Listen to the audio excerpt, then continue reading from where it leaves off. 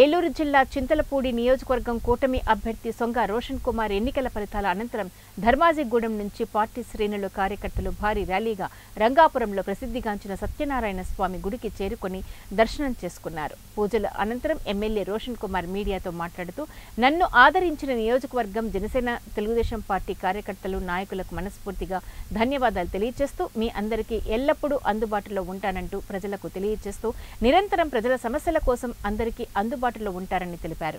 రాష్ట్రం అభివృద్ధి కావాలంటే చంద్రబాబు నాయుడు ముఖ్యమంత్రిగా ఉండాలని, అమరావతి పూర్తి కావాలన్నా, పోలవరం ప్రాజెక్టు పూర్తి కావాలన్నా చంద్రబాబు నాయుడు నాయకత్వం ద్వారానే అది సాధ్యమవుతుందని అన్నారు.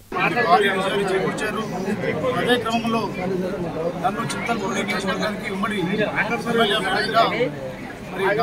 నాయుడు గారు, పవన్ కళ్యాణ్ గారు, అచ్చెన్నాయుడు గారు, లోకేష్ గారు ప్రకటించడం జరిగింది. వచ్చిన ఫలితాలు చూస్తే 27,000 పైగా మెజారిటీ రావడం జరిగింది. ఈ విషయంలో మరి ప్రతి ఒక్కరికి కూడా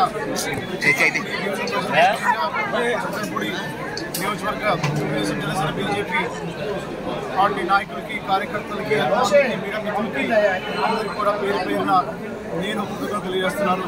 మరి ముఖ్యంగా మరి నా సొంత మండలం లింగవరం మండలంలో రంగాపురం వచ్చి మరి ఇక్కడ భగవంతుని చేసుకోవడం చాలా ఆనందంగా